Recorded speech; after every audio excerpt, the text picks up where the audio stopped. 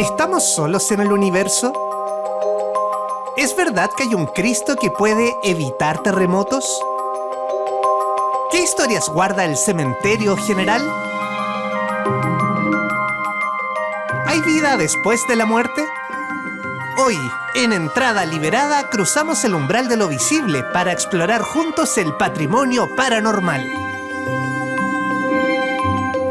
Acompáñanos.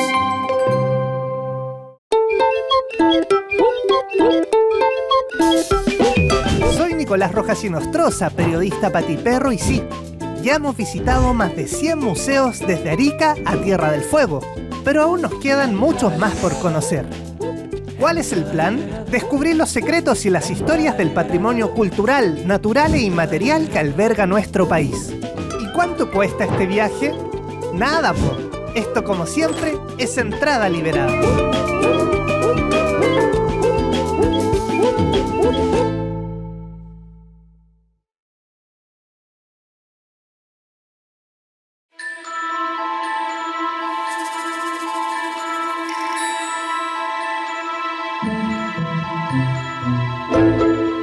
Bienvenidas y bienvenidos a un nuevo episodio de Entrada Liberada. Hoy les saludamos desde la región de Coquimbo, desde el sector de Peñuelas, en una zona de dinosaurios, y también desde el Museo del OVNI. El tema de hoy, el patrimonio paranormal. ¿Cuáles son los fenómenos que la ciencia no ha podido explicar? Vamos a abordar distintos misterios desde distintos sitios de nuestro país en este fascinante y misterioso capítulo de Entrada Liberada.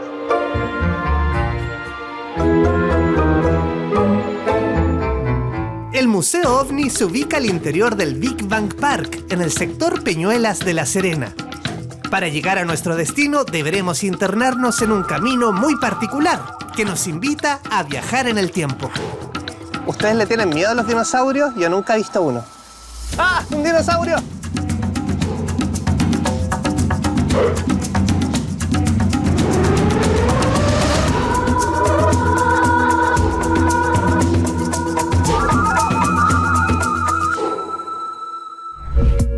Estamos muy cerca de Cristian Rifo, que no es él, sino es él, el director del Museo OVNI. ¿Cómo estás, Cristian? Muy bien, encantado de tenerte acá en nuestro museo, feliz de recibirlo.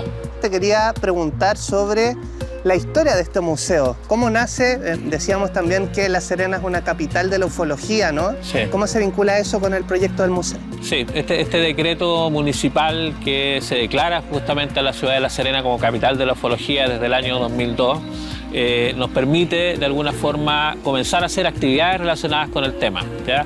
Y en todo este proceso fuimos juntando mucho material y fue así como surge la iniciativa de poder tener un espacio museográfico que pueda reunir parte de lo que es la historia del fenómeno OVNI contada a partir de los casos más emblemáticos.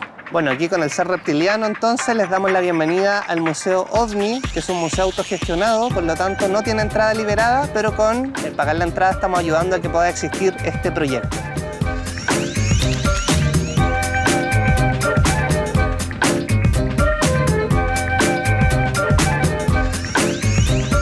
Cristian, estamos muy felices de ya haber ingresado al Museo OVNI, pero nos queremos detener aquí en la biblioteca que nos da la bienvenida. ¿Esta es la biblioteca más grande de ufología de Chile? Sí, hasta ahora y creciendo. Es una biblioteca que va creciendo día a día porque lo que hay acá es parte de la historia de lo que es la investigación ufológica a nivel, no solamente a nivel de Chile, sino que a nivel mundial. Pero también destacamos, por supuesto, a los visitantes nuestros libros chilenos. ¿Por qué? Porque en Chile hay una investigación ufológica muy importante y que ha sido plasmada en muchos textos y que forman parte de lo que es la historia del fenómeno OVNI. O sea, son grandes clásicos de la ufología que difícilmente una persona los va a encontrar en algún otro lugar. Cristian, nos llama mucho la atención por qué en Chile hay tanto avistamiento de ovnis y también por qué esta región se declara la capital de la ufología, ¿no? El Valle del Elqui siempre ha concentrado una cantidad importante de los reportes y la ciudad de La Serena también tiene casos emblemáticos. Y cuando tú haces una estadística y te pones a analizar lo que hay en esta zona, uno encuentra grandes concentraciones minerales, que es uno de los factores que se repite en todos los lugares de Chile y del mundo donde se produce mayor cantidad de avistamientos de ovnis.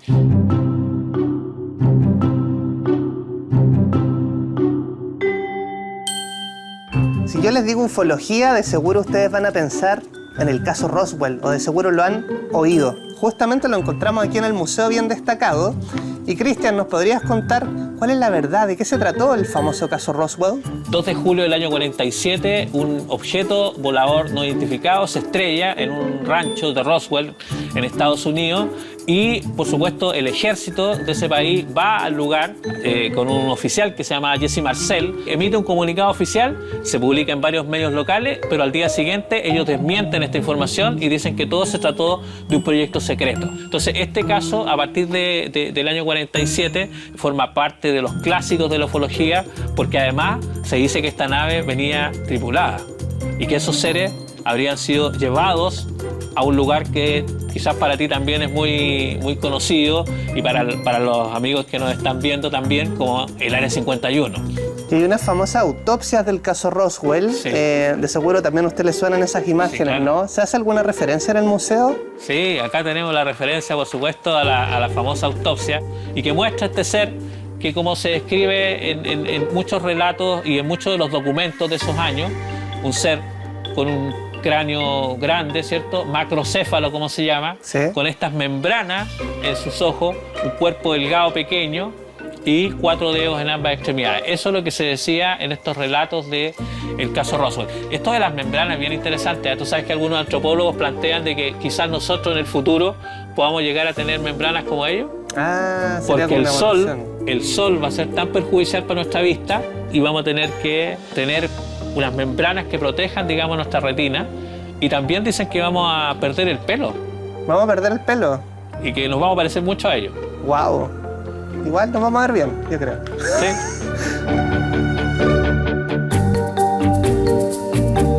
Bueno, es muy interesante esta dimensión institucional, ¿no? Cómo el fenómeno OVNI afecta en este caso a los cielos, a la seguridad nacional de distintos países. Y en ese sentido hay un caso bien emblemático, ¿no? Que tiene que ver con el ejército. Sí. Cuéntanos de qué se trata. Sí, el caso más emblemático, yo te decía que el caso Roswell era el más emblemático de la ufología mundial, pero si nos vamos al terreno local, si hablamos de ufología chilena, de los casos nacionales, el caso Valdés es el caso más emblemático de la ufología chilena. Una patrulla que estaba integrada por 7 conscriptos. Ellos estaban apostados en un sector que se llama La Pampa Yuscuma, en la comuna de Putre, y estaban a cargo de este cabo, que era el cabo Armando Valdés Garrido, que también era muy joven, tenía 21 años. Y como suele ocurrir en este tipo de sucesos que tienen que ver con abducciones y esas cosas, lo primero que ellos tienen es un avistamiento. 2 luces, una luz que desciende detrás del cerro donde ellos estaban y una luz que se posa justo frente a ellos. Y aquí es cuando los conscriptos cuentan de que Valdés, este cabo que estaba a cargo de ellos, avanza hacia la luz y se mete en esta luz y desaparece en ella. Durante alrededor de 15 minutos recorren este sector, no lo encuentran, pero Valdés reaparece. Y aquí es cuando viene lo insólito y lo extraordinario de la historia. Valdés reaparece con barba y con su reloj adelantado en 5 días. Balbuceaba algunas frases entrecortadas, llamaba a su madre, dicen algunos, pero después de un tiempo dicen que se calma y dice una frase que es: ustedes nunca sabrán quiénes somos ni de dónde venimos, pero les aseguro que pronto volveremos. Que es la frase que da la vuelta al mundo, como digo, y que es icónica dentro de lo que es esta experiencia del Cabo Valdés, la abducción del Cabo Valdés, como se conoce. ¡Wow! Y bueno, es bien impresionante, ¿no? Escuchar este relato sobre el Cabo Valdés. Pero ¿hay algún caso que muchas personas hayan avistado un OVNI en Chile? Tú sabes que no es tan habitual. Tú sabes que generalmente los avistamientos es 1, 2 personas, a lo más una familia. Pero tenemos un caso emblemático aquí en esta zona donde estamos, acá en la ciudad de La Serena, un caso que ocurre en el Estadio La Portada. Estaba jugando Club Deporte La Serena junto con contra Naval de Talcahuano. Y de pronto el portero de Naval se queda detenido en la cancha y no saca el balón. Y todos dijeron: ¿qué le pasa a este? Se quedó pegado. Tira la pelota. Claro. ¿Y qué es lo que estaba viendo? Una nube que por dentro estaba iluminada y que venía pasando por encima del Estadio de La Portada. Los jugadores se detienen en el medio de la cancha y se ponen a mirar este fenómeno junto con todo el público que estaba presente ahí en el Estadio de La Portada. Entonces se convirtió en un avistamiento masivo.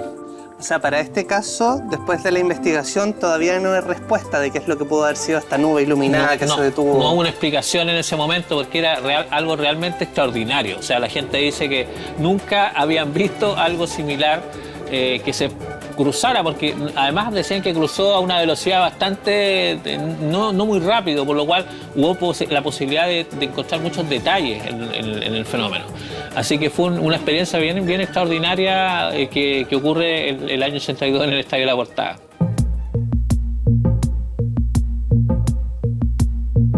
Es bien diversa la colección del Museo OVNI. Nunca había visto un traje así. Cuéntanos la historia. Ramón Vega fue un piloto que tuvo una experiencia en los 60, unas luminosidades que se acercan a la cabina y cuando él se da cuenta, él había perdido el control de la aeronave. Entonces, ese caso a él lo marca tanto en el sentido de acercarse al fenómeno OVNI, pero también propiciar, por ejemplo, la creación del CEFA, el Comité de Estudio de Fenómenos Aéreos Anómalos, que tú sabes que Chile se destaca por tener un organismo para investigar el tema de los OVNI. Por eso, para nosotros este traje es muy valioso, no solamente porque fue comandante en jefe de la Fuerza Aérea, sino porque tuvo un encuentro con OVNI, que eso es lo más relevante para nosotros. Qué interesante cómo un museo nos permite cuestionarnos, ¿no? Abrir las barreras de lo posible en este campo de lo paranormal, lo que no hemos podido explicar. Muchas gracias, Cristian Rifo, director del Museo OVNI. Gracias a usted. Y la última pregunta o invitación es que le cuentes a las personas por qué tienen que viajar a La Serena a conocer el Museo OVNI. Deberían venir porque este es un lugar único, un lugar que habla de la historia del fenómeno OVNI, un lugar que los invita a cuestionarse, los invita a hacerse muchas preguntas y porque es un lugar que está hecho con mucho cariño por los investigadores del fenómeno OVNI. Nos comenzamos a despedir de La Serena después de esta fascinante visita al Museo OVNI. Qué importantes son los museos para encontrar certezas, pero también para abrirnos preguntas. Seguimos explorando lo paranormal, lo que no podemos explicar, en este capítulo especial de Entrada Liberada.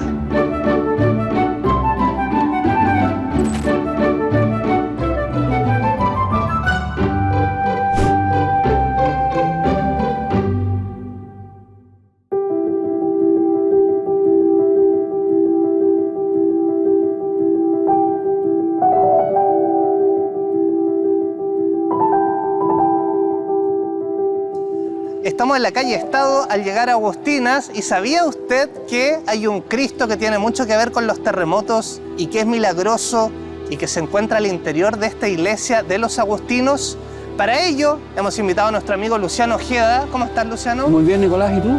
Muy bien, muy curioso. ¿Podemos entrar? Por cierto, Hay harto que aprender acá. hay mucha historia acá adentro. ¿Y es verdad que la Quintrala vivía cerquita? La Quintrala vivía precisamente al otro lado de la calle Agustinas. Increíble, vamos a saber de eso y entremos. Bienvenidos a Entrada Liberada. Vamos.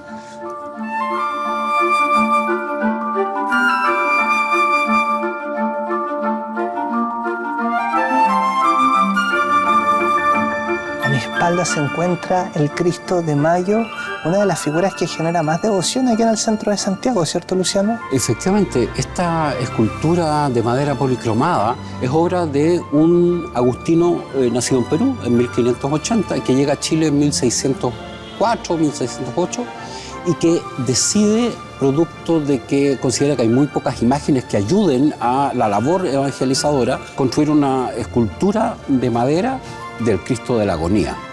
Y esa escultura se instala aquí en la iglesia de San Agustín y empieza a tener cierta veneración porque sus características artísticas no son precisamente las más destacadas. No es una gran obra de arte. Sin embargo, la cara del Cristo tiene una particularidad, tiene una fuerza bien especial. Pero la fama de esta escultura surgió tiempo después. El 13 de mayo de 1647, a las 10 de la noche, se produce un terremoto que es considerado como el terremoto magno, que bota todo lo que hay entre el río Choapa y el Maule. Hay solamente dos grandes espacios de la ciudad de Santiago que no quedan completamente en el suelo, que son un fragmento de la iglesia de San Francisco y el muro en que está adosada la escultura del Cristo de Mayo.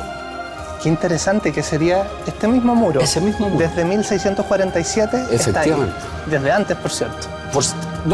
Sí, desde antes, 1613. ¡Wow! Lleva más de 400 años aquí. Casi 400 años. Casi 400 años. Exacto.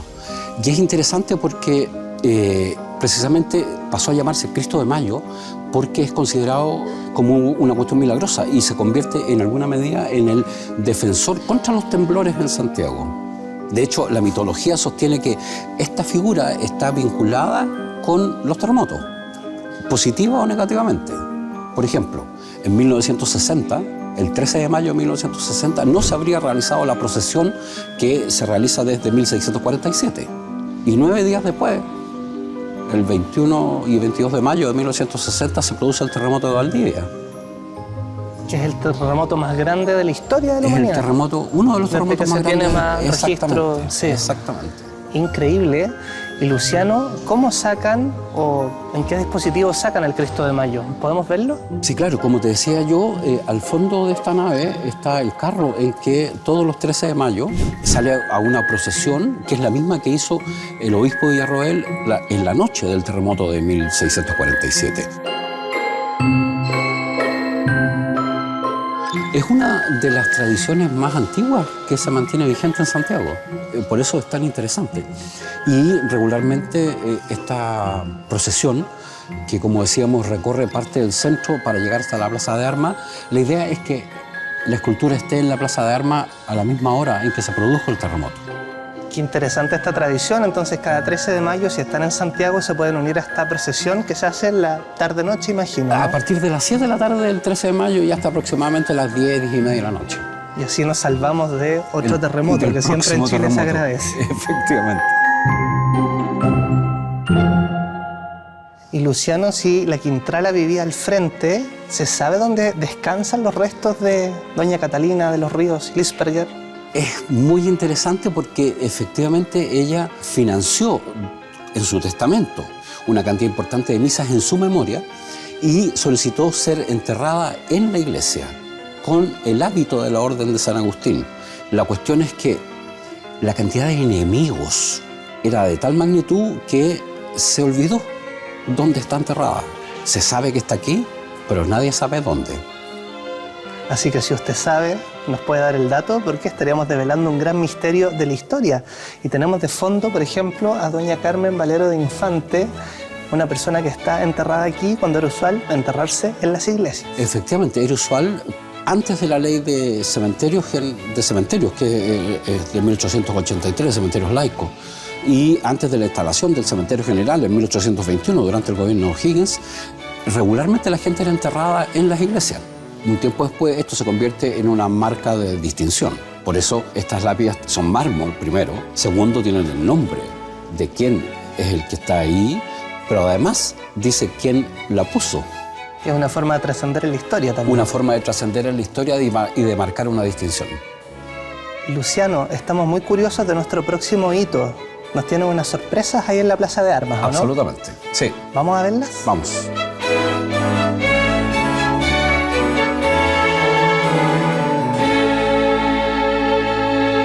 A 7 minutos caminando nos dirigimos hasta la Catedral Metropolitana, el templo ubicado en este solar desde que Pedro de Valdivia fundó la ciudad. Aquí descubriremos unos heroicos corazones y sorprendentes sepulcros de personajes fundamentales de nuestra historia. ¿Qué había antes de una catedral? Aparentemente, como en casi todas las grandes ciudades de América, los españoles levantaron sus templos principales sobre antiguas ruinas de templos incaicos. Y Santiago fue en algún minuto un centro administrativo del Imperio Incaico, del Tahuantinsuyo. Qué curioso, y estamos también en un lugar que a mí me impresionó mucho cuando leí que acá hay corazones adentro de esta especie de monumento. Efectivamente, este es un monumento que recuerda y pone en valor la valentía de unos soldados chilenos, particularmente de los 4 oficiales que comandan las tropas que se enfrentaron a una gran cantidad de tropas peruanas durante la guerra del Pacífico, especialmente durante la campaña de la Sierra. Cuando el general Estanislao del Campo llegó varios días después al lugar, se encontró con el desastre que había ahí y decidieron que para recordar el heroísmo de estos soldados iban a extraer los corazones de los 4 oficiales a cargo, que son Ignacio Carrera Pinto, Julio Montt Salamanca, Arturo Pérez Canto y Luis Cruz Martínez. Bueno, usted me imagino que conoce el billete de 1000 o la luca, ¿no? Que es este señor, Ignacio Carrera Pinto. Efectivamente. Y su corazón está ahí. Su corazón junto con el de los 3 oficiales subordinados están ahí hasta ahora. ¿Pero eso será verdad o no? ¿Será un mito que nunca lo han abierto? Es ¿no? un hecho de la realidad que los corazones de estos 4 héroes están ahí. Increíble, cuando usted pase por el Metro Los Héroes, se refieren a estos héroes. Efectivamente. ¿Ven cómo aprendemos en Entrada Liberada? Y entiendo que, al igual que en la iglesia de los agustinos, acá hay personajes ilustres enterrados. Hay muchos personajes ilustres enterrados. Por lo pronto, los primeros arzobispos de Santiago.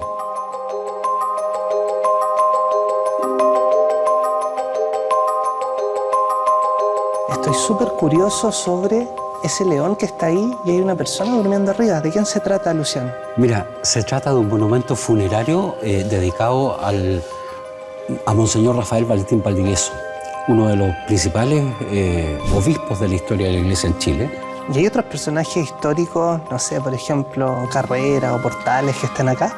Las cenizas de los 4 hermanos Carrera están enterradas en esta catedral. En la nave norte, en este caso, están las cenizas y hay una placa que recuerda que ahí están los 4 hermanos Carrera. ¿Y Diego Portales estará por acá? Mira, lo de Diego Portales es un dato muy interesante. Relevantísimo personaje conservador de después de la batalla del Ircay en Chile, que es responsable, entre otras cosas, de la Constitución de 1833 y que es asesinado en una conspiración de militares que se oponen a la participación de Chile en la guerra contra la Confederación Perú-Boliviana el 6 de junio de 1837. Y por la importancia que tuvo su fallecimiento y el rol que jugó en la historia de Chile, su cuerpo estuvo olvidado. Hasta que en el año 2005, producto de la extensión de las obras de la cripta de la Catedral de Santiago, se descubrió un par de tumbas de las cuales no había registro. Después de una cantidad importante de pruebas, de un examen físico, se comprueba efectivamente que son los cuerpos de Diego Portales y el presidente Ovalle, que son sacados de la cripta de los arzobispos y instalados aquí de la manera que un estadista como Portales merece. Bueno, un lugar muy destacado y es bien interesante ver cómo los lugares donde descansan estos personajes van cambiando, ¿no? ¿Podríamos conocer dónde estuvo antes Portales? Por supuesto. El cuerpo de Portales y del presidente Ovalle estuvo históricamente en la cripta ¿Y vamos de la catedral. a bajar a la cripta? Vamos a bajar a la cripta. Qué suerte tenemos en exclusiva para Entrada Liberada.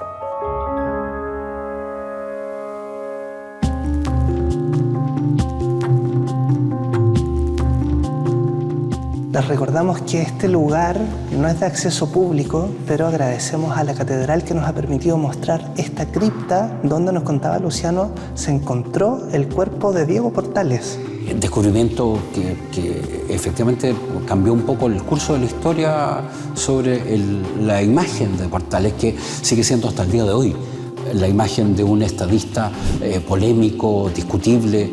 Sí, como autoritario.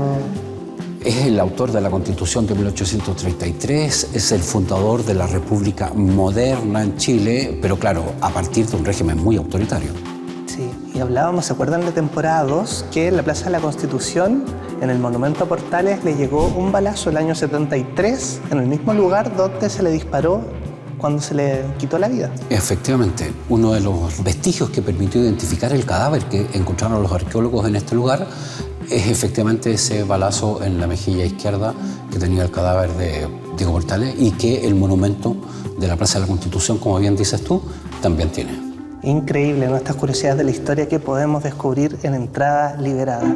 Luciano, te queremos agradecer por este fascinante recorrido y les animamos a entrar a los templos, a las iglesias y poder descubrir estas fascinantes historias que han constituido nuestra sociedad.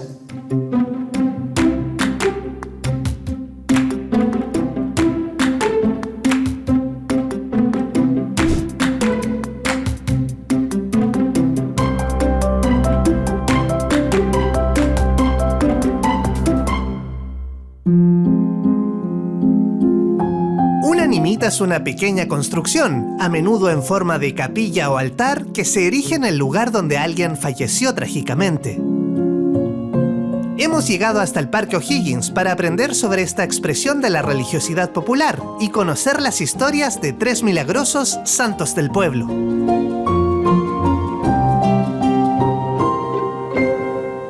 Y vamos a comenzar a hablar de las animitas con la voz más autorizada para contarnos de este tema. Se trata de Karen Platt Miller Turina, quien es hija del gran folclorólogo Oreste Platt, quien escribió este libro llamado La Nimita a Geografía Folclórica, y Karen ha participado en reediciones corregidas y aumentadas. ¿Cómo estás, Karen? Gracias por recibirnos hoy. No, encantada de estar aquí porque hace muchos años que no venía esta nimita. Karen, y quisiéramos partir preguntándole qué es una nimita. Nos ven personas en distintos países que no necesariamente saben. Las animitas son los santos santificados por el pueblo, no por la iglesia, porque la iglesia tiene el Padre Hurtado, son otros santos. Y específicamente esta nimita a la que usted nos invitó se llama la Marinita. Cuéntanos esta historia. Bueno, se llamaba Marina Silva Espinosa, era una chica de 4 años, vivía relativamente cerca del Parque Cousiño, vamos a llamar, porque el año 72 recién pasó a ser el Parque O'Higgins. El padrastro trajo a la chica acá engañada, la sentó en un árbol y le cortó el cuello con una cortapluma y casi quedó colgando. Pero lo hizo tan mal que cuando llegó la policía descubrieron que estaban todas las manchas del terno. Entonces lo tomaron preso, querían que lo fusilaran. Y la verdad que estuvo solamente 7 años preso, lo liberó el presidente Carlos Ibáñez del Campo.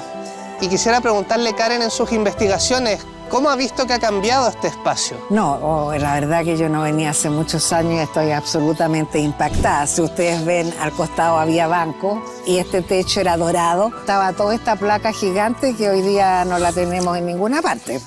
Karen, hay una nimita bien famosa que está en la calle San Francisco de Borja. ¿Te parece si la vamos a conocer? Sí, por supuesto. ¿De quién se Vamos a trata? ver Rumaldo. ¿Usted lo conoce? Ahí en la estación central. Vamos a conocer la verdadera historia de Rumaldo.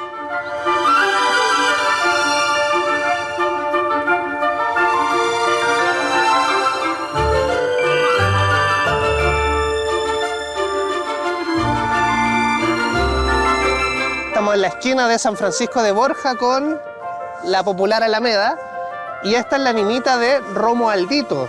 Pero ¿cuál es la historia Romualdo. de Romualdito? Es que aquí dice, pero habría un error, ¿cierto? ¿Cuál es la historia de...? No, ese no es el nombre y fuera de eso, si ustedes van a ver, los apellidos los cambian 100 veces, los escriben mal, le ponen más letras. Hasta Ronaldo le decían algunas personas. No, Ronaldo, y era no, le decían Rumaldo. Raimondito, Raimondito. Reinaldo, Rinaldo, Romancito, Ronaldo, o sea, es infinito, pero no importa, se le cumple el deseo al pueblo, porque muchos creen más estos santos santificados por el pueblo que los santos de la iglesia.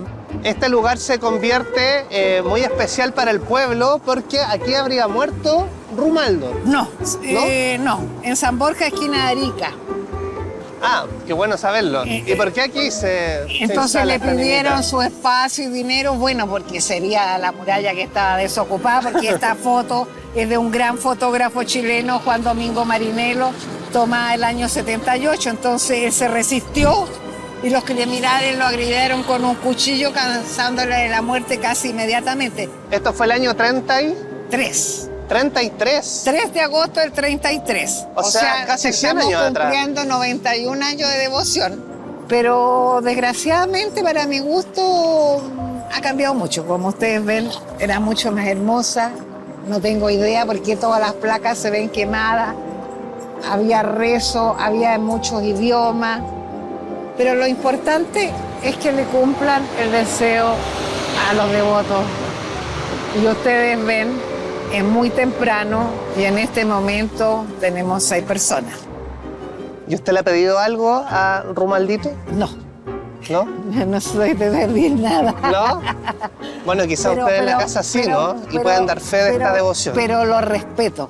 Bueno, ahora hay una gran sorpresa que en el frente, yo no vengo varios años, encontramos un mural y obviamente está mal escrito el nombre, pero no tiene importancia. Si les cumple sus deseos, maravilloso. Y dice, gracias joven Romualdito por sacar a mi hijo de la cárcel. Sí, más encima. O sea, puede ayudar en temas de salud, carcelario, No, de no estudio, importa, de de amor. todo, de plata, es infinito. Eso, les damos el dato entonces, pues vengan a esta nimita aquí en la Alameda con San Francisco de Borja.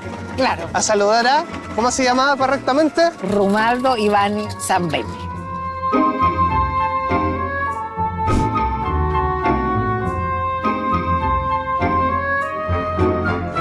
Y nos trasladamos desde el costado de la estación central hasta el mismísimo cementerio general, donde con Karen hemos buscado y encontrado la tumba de Rumaldo. Hemos venido acá porque si ustedes ven, aquí está puesta una placa por su madre y su primo y dice cómo se llama Rumaldo. Pero lo curioso es que todos sus fieles, no hay ninguna placa que diga el nombre y dice la placa de su madre y de su primo Francisco. Y nos llama mucho la atención que además de lo que vimos en la estación central, este es un lugar muy parecido donde la gente le pide a Rumaldo. Y antiguamente no había fotografías, pero ustedes ven que han cambiado la entrada, que tampoco era así, porque tengo fotos antiguas y no era así. Entonces todo va cambiando, pero no hay uno solo que diga Rumaldo. Vamos a seguir recorriendo el cementerio general porque yo estoy muy curioso de una nimita que se llama La Novia. Karen, ¿tú sabes dónde está? En la calle de Bilbao, aquí en el cementerio general, pues. Podemos ir a conocer a la novia porque entiendo que es muy milagrosa y le tengo que hacer unos pedidos. Sí, por supuesto. Allá vamos. Voy a escribir una carta de amor.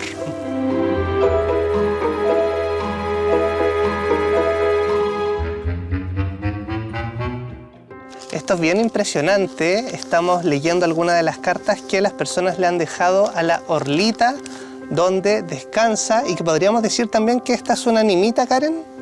Sí, por supuesto, pero obviamente que de repente se equivocan por qué es animita, porque la llaman la Orlita o la novia, pero ella la verdad que murió de peritonitis en el hospital militar. Entonces Orlita era una joven que murió de peritonitis. Claro. Y que la gente empezó a inventar que era una novia, ¿no? Exactamente, dice que mientras se estaba casando rodó por las escaleras del altar, que falleció de un infarto durante la boda, que murió de pena porque su novio nunca llegó al altar, que murió el novio de peritonitis y ella murió de pena. Y curiosamente, ella se murió de peritonitis y, bueno, según el certificado que da al hospital militar, tenía 17 años y nació el año 24 y murió el año 43. ¿Podríamos decir que Orlita es como la especialidad de ayuda, el amor? Así se suponía porque su fama es la novia o Orlita. O sea, yo hasta anteriormente vi solamente cartas pidiendo cosas relacionadas con el amor. Hoy día nos encontramos que piden por la salud de la mamá, que piden por tener una casa. O sea, para mí como que ha dado un giro todo esto. Karen, estamos llegando al final del recorrido por estas animitas. Te queremos agradecer, hemos aprendido mucho y queremos que le cuentes a las personas por qué deberían visitar las animitas en la ciudad de Santiago. ¿Qué van a aprender? Bueno, yo creo que todas las ciudades tienen un patrimonio que hay que conocerlo. O sea, hay muchas personas que tienen una casita en la esquina de su casa y no tienen ni idea por qué está. Entonces, uno tiene que saber la historia de sus países, no importa si crees o no crees.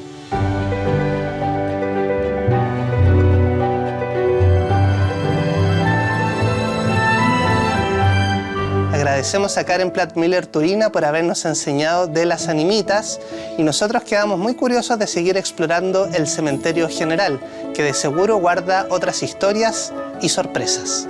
Vamos a volver mañana y yo me despido encendiendo una vela aquí en honor a esta animita, una de las más visitadas de este cementerio.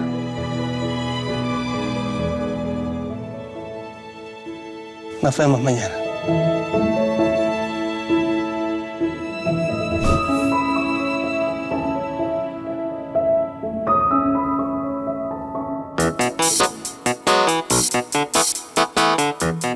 Seguimos en el cementerio general, pero ahora iremos en búsqueda de sus secretos. Nos recibe la arquitecta Janina Ripetti, la primera mujer directora en los más de 2 siglos de historia de este impresionante museo al aire libre. Janina. Hola. ¿Cómo estás? Mucho Muy gusto, bien. Nicolás. Hola, Nicolás. Hola. Muchas gracias por recibirnos hoy en el cementerio. Bienvenidos. ¿Podríamos decir, o yo estaba equivocado al pensar que el cementerio general es un gran museo al aire libre? Así es un gran museo y un gran parque y un pulmón para nuestra ciudad. ¿Cuántas hectáreas tiene Son aproximadamente? 86 hectáreas. 86 hectáreas. Yanina, ¿y con qué nos vamos a encontrar al explorar el cementerio, no? ¿Quiénes están enterrados aquí y cómo ha ido cambiando en el tiempo?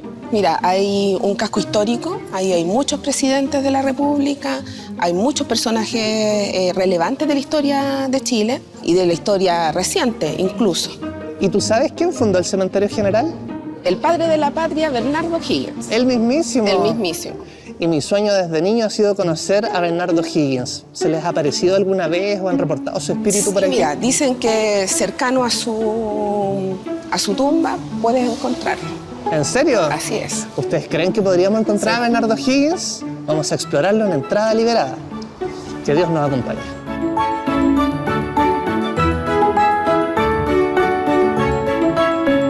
Nos encontramos en la capilla gótica del cementerio general y seguimos en la búsqueda de Bernardo O'Higgins. Acá hay una piedra que señala que él habría estado enterrado aquí. Pero, ¿dónde está Bernardo Higgins?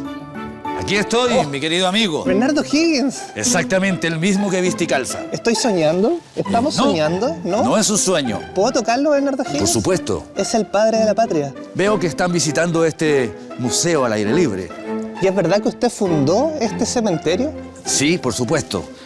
Déjeme decirle que en 1811 las familias influyentes católicas eran sepultadas en las iglesias, mientras que los pobres no católicos eran sepultados en lugares informales, indignos e insalubres.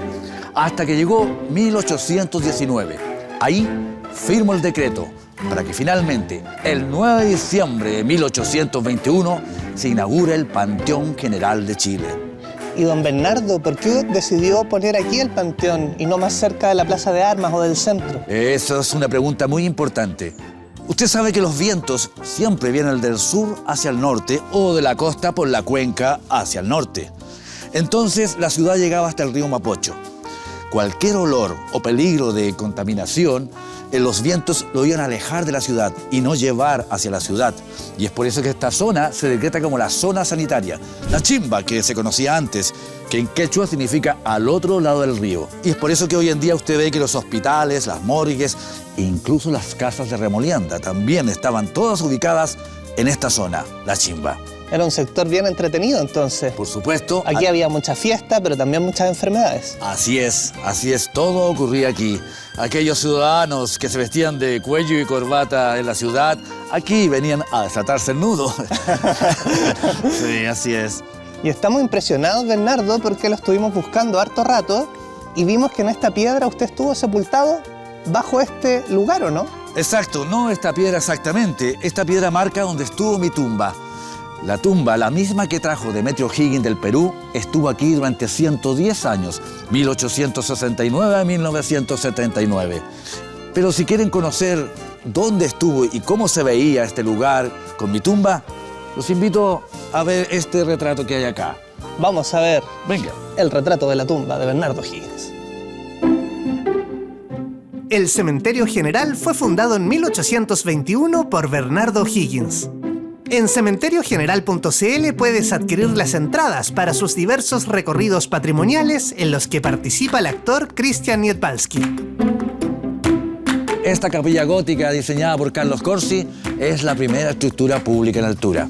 Impresionante. Y su forma cumplía la función de enaltecer mi tumba, como lo pueden ver en este dibujo. O más bien dicho, fotografía. Así se llaman, creo. Fotografía, sí. Que en su tiempo no habían, ¿no? No, yo conozco solo dibujos. También hay selfies. Después podemos hacernos quiero una. una selfie. Ahí Yo le voy a enseñar, don Bernardo. Ahí me pilló. Mire, esta fotografía. ¡Uy, que era linda su tumba! Así es. Y ahí todavía está. Todavía es linda porque está en Plaza Bulnes, en el Museo de los Héroes de la Independencia. Y uno puede bajar ahí justo frente a la moneda, hay una rampa y uno baja y está. Ahí está. Y pueden ir a ver a don Bernardo. Ahí está el monumento mío junto a mi gran amigo José Miguel Carrera. No, mentira, no éramos amigos, pero bueno, con el tiempo y después de la muerte todo termina, las diferencias terminan. Claro que sí. Así es. Bernardo, ¿y qué siente usted al ver el lugar que fundó hoy, ya cientos de años después? ¿Sabes lo que siento y me da más gusto? El ver estudiantes, jóvenes y ustedes mismos que se preocupan de visitar estos lugares, porque sepan que la segunda muerte es el olvido. Y este lugar con el tiempo se ha convertido en un sitio de memoria. Y un país sin memoria es un país sin historia. Qué impresionante lo que nos ha dicho Bernardo. Queremos agradecer esta aparición del padre de la patria y yo tengo que ir a buscar a otros personajes de la historia, pero queremos invitarte a que le cuentes a las personas por qué deberían venir a conocer el cementerio general. Ah, por supuesto. Adiós. Bien, adiós. Mis queridos conciudadanos, quiero invitarlos a visitar este museo al aire libre. Aquí está la historia de Chile. Transitar por sus avenidas es la forma de construir un mejor país, con la memoria abrazada. Ya saben, los espero.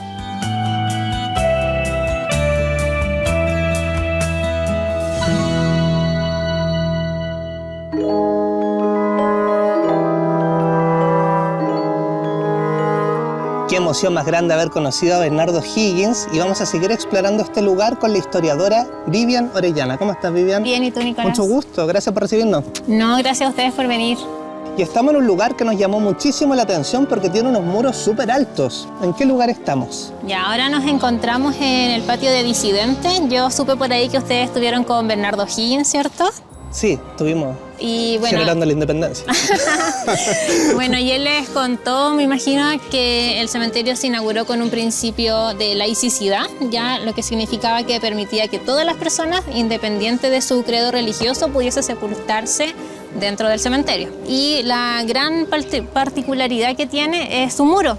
Tiene 7 metros de alto, ¿ya? Y 3 metros de ancho, ¿ya? Esto por una normativa canónica establecía que los espacios de los católicos tenían que estar separados de los disidentes para que las almas no se mezclaran. Qué interesante, era como un contenedor de espíritus, ¿no? Un contenedor de de aquí para allá espíritus. solo católicos, de aquí para acá los disidentes. Claro, hacia allá el Camposanto y acá todo lo impuro. Y Qué lindo acá este lugar. está la sepultura de Juan Canut de Bont, ya que por su apellido, que es Canut, se habla de los canutos. Los evangélicos, Los él es el fundador de evangélicos, los él es el evangélicos. fundador, es el primer predicador que existió en nuestro país. Juan Ya, Canut. Juan Canut. Y descansa aquí en el patio de los Descansa acá. disidentes. Vivian, ¿cuántos Cristos hay en el cementerio general?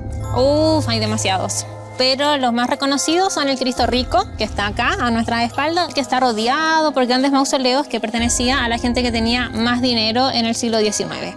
Y el otro Cristo, que es el Cristo pobre, está en un sector, o estaba en un sector, donde solo habían sepulturas de tierra. Ya por lo tanto estaba la gente más humilde. ¿Cómo es la relación del Cristo con las personas que vienen a pedirle?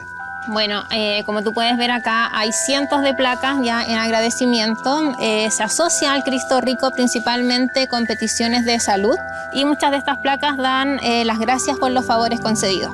Qué bonita esa relación que genera la devoción, imágenes como la del Cristo Rico, ¿no? Dice, gracias por favor concedido. Solo sabe Cristo y sabe la persona que ha pedido.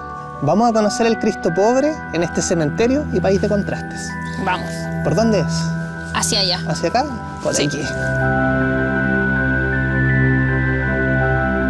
Venimos del Cristo Rico a conocer el Cristo pobre, que entiendo que tiene más de 100 años, ¿cierto, Vivian? Sí, bueno, la primera imagen que tenemos del Cristo pobre y del Cristo rico ya es de 1906, pero creemos que es de un poquito antes. Y también nos llamó la atención, dice, aquí no hay difuntos, ¿no? ¿Por qué se pone ese aviso?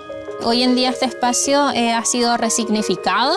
Viene mucha población peruana principalmente hasta acá y dejan placas con nombres ya de difuntos que murieron en Perú, utilizando al Cristo pobre como un gran cenotafio. Qué interesante, un cenotafio, o sea, una tumba simbólica podría ser, ¿no? Una sepultura simbólica. Una sepultura Exactamente. simbólica.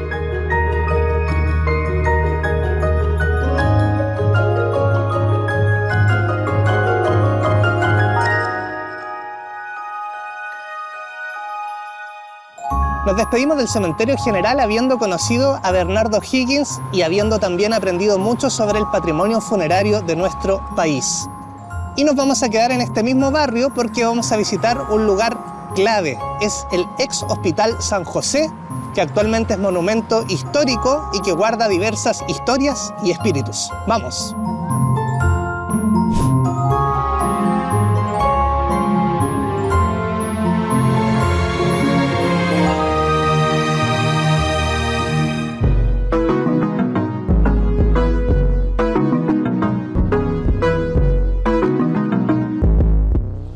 Estamos muy emocionados porque en exclusiva vamos a recorrer el ex Hospital San José. Para eso hemos invitado a nuestro amigo Edson Valdivia, quien es productor de tournocturno.cl. ¿Cómo estás, Edson? Hola, Nico, ¿bien y tú? Muy bien, muy contento de poder recorrer contigo este ex Hospital San José que ustedes han investigado harto desde Tour Nocturno. ¿Cómo podríamos imaginar este hospital hacia fines del 1800? Vamos un poquito para atrás, 1840 se empieza a construir más o menos y en 1870 le toca abrir antes de que estuviera finalizado porque empieza la peste, empezó la viruela. Después atacó el cólera, pasa el tiempo y llega a 1900 y ahí ya empieza a entrar la tuberculosis, que la tuberculosis fue muy fuerte, duró casi 50 años acá en Chile. Más o menos como en los 40 empiezan a la vacuna, y empieza 1950 y ahí ya se empieza a controlar un poco. Hay que destacar que falleció hasta el presidente de la época, Pedro Aguirre Cerda, murió de tuberculosis. Claro que sí, y bueno, no había una cura para la tuberculosis y era muy importante esta idea del cordón sanitario, entiendo, por eso estamos junto al cementerio general, que era bien lejos del centro de la ciudad. Exactamente. Y había problemas de higiene también. Sí. ¿Cierto? Imaginen que no había agua potable, no había alcantarillado, cosa que hemos visto en el Museo Nacional de Medicina en otro capítulo de Entrada Liberada. Y me llama la atención que es un espacio que tiene un parque interior. Cuéntanos por qué tiene esta estructura el Hospital Antiguo San José. En el siglo XIX, Louis Pasteur llega a la idea de que nosotros nos contagiamos a través de los microbios y crean este tipo de arquitecturas abiertas con edificios grandes, que la luz entrara para que pudiera circular el aire y se fuera moviendo los microbios. ¿Se acuerdan de la pandemia del COVID-19? Todavía se utilizaba esto tan vigente, ¿no? De abrir las ventanas para evitar los contagios. Vamos a empezar a recorrer el hospital, ¿te parece? Sí, súper bien. ¿Cuál sería el primerito que nos quieres mostrar? Vamos a ver allá, pero ya nos va a estar esperando Fernando para que nos cuente una historia de las animitas por allá. Ah, Fernando. Sí. Fernando, que es especialista, entiendo, y tiene unos equipos muy especiales.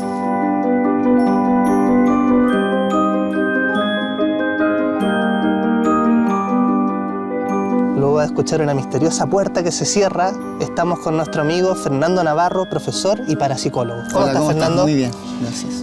Nosotros también felices de explorar este histórico Hospital San José, pero tú estás con un aparatito en la mano, ¿de qué se trata? Sí, mira, este aparato lo ocupamos los parapsicólogos, se llama Melmeter, mide la intensidad de un campo magnético, ¿ya? Y tiene una antena que tiene unos LEDs que se prenden cuando la antena es tocada.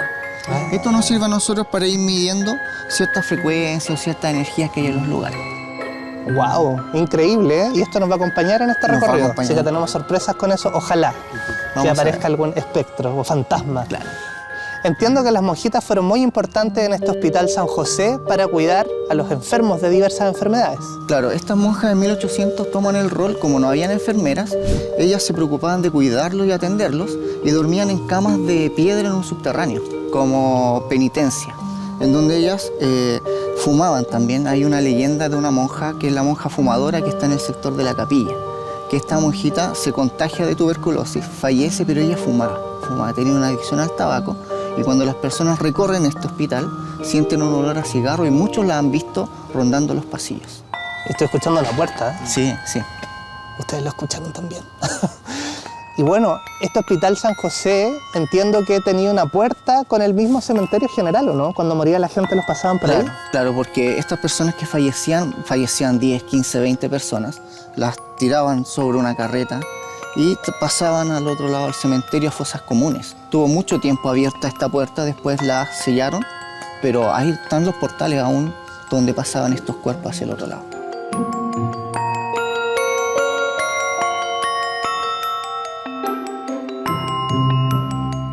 Y entiendo que hay distintos relatos sobre algunos personajes que tienen una presencia fuerte, ¿no? Claro. Un fraile, por ejemplo. Hay un fraile también de 1800 más o menos, que él se aparece en este sector, pero con capucha. Se ve su atuendo, se ve su capucha, pero no se ve su cara. Muchos lo llaman el fraile sin cabeza, que se pasea por estos pasillos también. ¿Y no tiene cabeza? Nadie ha visto su cabeza porque siempre está tapado. ¡Wow! Y solo como que se pasea, ¿no? Solo el fraile que se sin pasea. cabeza. Sí. Y para entender un poco mejor, tú eres parapsicólogo. ¿Qué plantea la parapsicología cuando una persona se muere, no? Nosotros los parapsicólogos tratamos de confirmar el fenómeno inexplicable. Lo que no puede explicar la ciencia lo tratamos de explicar nosotros a través de los equipos, Sí. y a través de qué es el más allá, qué hay más allá. Nosotros los parapsicólogos tratamos de definir o tratar de tener un contacto con algo o alguien del más allá. ¿Y qué hay para ti en el más allá, en base a lo que has estudiado? ¿O cuál es tu convicción cuando nos vayamos de este mundo? Que hay vida después de la muerte. Tengo evidencia que a mí me ha comprobado que las entidades sí existen. Tengo evidencia que las entidades están en ciertos planos. Algunos ascienden, algunos quedan acá. ¿Y por qué alguien, algún alma, espíritu, quedaría aquí en la Tierra? Cosas pendientes, aferrándose a sus objetos personales, familia, hijos, padres, madres, se quedan acá pegados en este plano. Bueno, y la muerte es súper importante, ¿no? Estuvimos hace un rato en el cementerio general, pero hay como un paso, por ejemplo, si yo pasara del hospital, muero, hay un hito entre medio, entre el cementerio. Sí. ¿Cuál sería? La funeraria. ¿La funeraria? Sí, yo creo que he comprobado una hipótesis que la funeraria, cuando llegan estos cuerpos, estas personas que son preparadas, vestidas, maquilladas ahí, hay cierta actividad paranormal, que ahí te quiero invitar a vivir en carne propia lo que es estar en un ataúd, simulando una catalepsia, usando estos equipos in situ, haciendo psicofonías, y eso es parte de un tour que hacemos, pero queremos que tú lo vivas en carne propia. Uy, no estaba preparado para esto. ¿Vamos a la funeraria o lo dejamos hasta aquí? ¿Lo escuchamos? Ya, vamos a la funeraria. Todo sea por entrada liberada.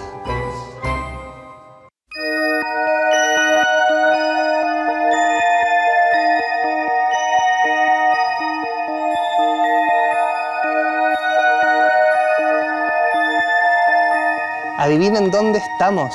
Yo jamás imaginé que íbamos a estar aquí, en una funeraria. Y Edson, ¿por qué nos invitaron donde Carrasco Hermanos? Bueno, porque acá en Carrasco Hermanos nosotros hacemos tour, algunos juegos de terror. Y lo más importante que esto es un simulador de catalepsia. La catalepsia era el terror que toda la gente sufría en el siglo XIX. Porque la gente ahí no se velaban 48 horas los cuerpos. Le tomaban el pulso, no tenía pulso y los enterraban. Las funerarias en esa época crean el famoso salvado por la campana, donde le amarraban un hilo al dedo y si la persona despertaba, movía y sonaba una campana arriba del ataúd para avisar que estaba vivo adentro del ataúd. Increíble, ¿eh? Y bueno, ahora no pasan las catalepsias, ¿o sí? Sí, pasan catalepsias todavía, pero la gente despierta en su velorio. Como lo que te va a pasar ahora. ¿Qué me va a pasar ahora? Catalepsia, ser enterrado vivo. Tú hiciste un programa de museo, ¿por qué me vas a meter a un ataúd? Porque esto es como un museo, hagamos cuenta que es un museo y aquí hay una reliquia. Oh, se abre, ¿verdad? es de verdad y podemos ingresar.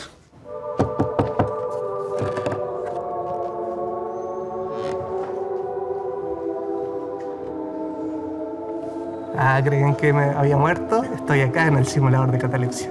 Ahora voy a simular que me morí.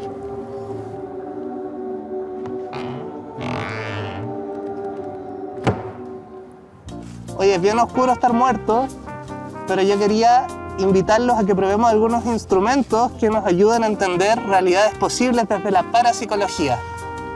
¿Estamos de acuerdo, no? Seguimos en entrada liberada desde el más allá.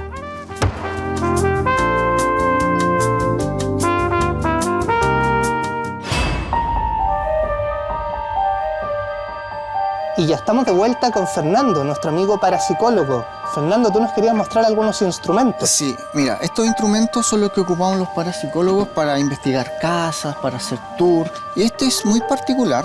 Este es un equipo que se llama REMPOD, ¿ya? Que si tú tocas la antena, el equipo se activa.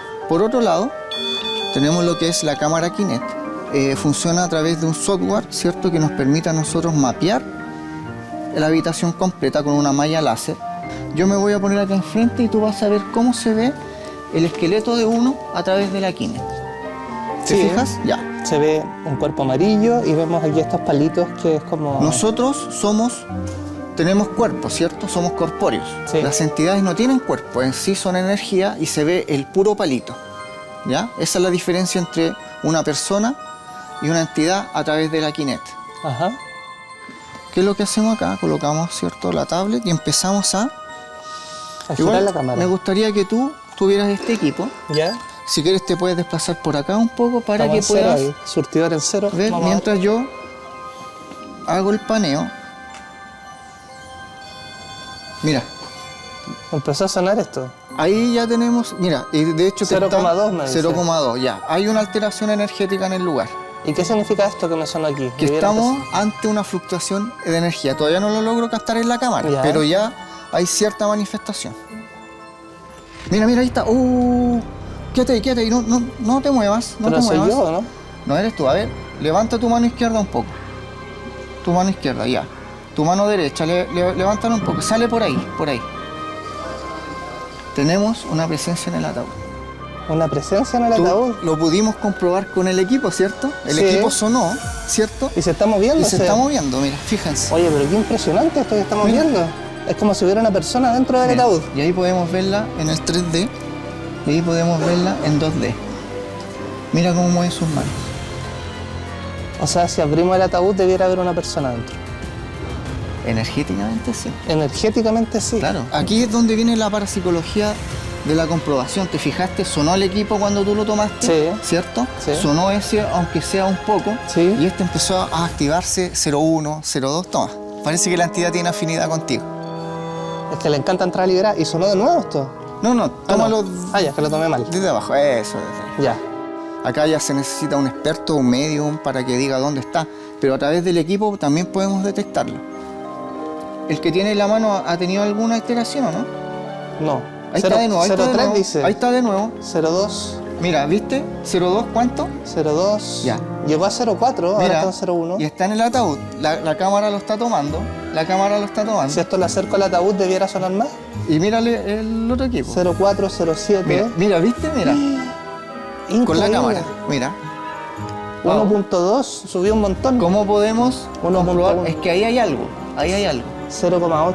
Mira, ¿viste? 0,7. Y antes estaba en 0. ¿Te acuerdas que allá no funcionó en ningún momento en el Increíble, hospital? ¿eh? Oye, ¿podemos abrir aquí para mostrar que no hay nada? Sí, pues, ¿Sí? sí. Porque la gente va a ¿Está ahí decir, todavía? pusieron algo adentro. Ya, dale. ¿Sí? Miren acá, para mostrarles la firme, el mismo lugar donde yo entré y donde hice la prueba. Y empezó a sonar esto, ¿no? Empezó a sonar. Sí. Y estos equipos, en teoría, no deberían funcionar acá porque esto es madera, no tiene una conducción eléctrica. Sí. Ese está sobre la madera, mira. ¿Te fijas? ¿Está sonando de nuevo? ¿Ah? Se apagó. Se fue la energía entonces. Voy a ver. Esto sí que es paranormal, ¿eh? Impresionados. Algo pasó en la Kinect.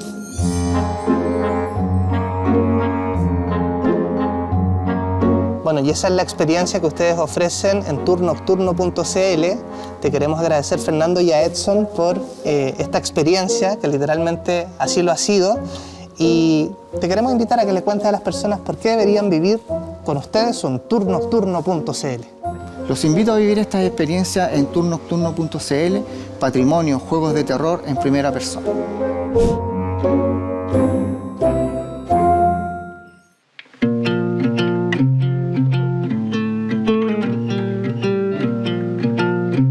Comenzamos a despedir así este capítulo en el que hemos abierto preguntas que todavía están sin respuesta. Desde el patrimonio hemos abordado la religiosidad, el fervor popular, la vida en otros planetas y otras experiencias que nos permiten aproximarnos de otra forma al patrimonio de Chile. Muchas gracias por su sintonía y nos vemos en un próximo capítulo fascinante y misterioso de Entrada Liberada.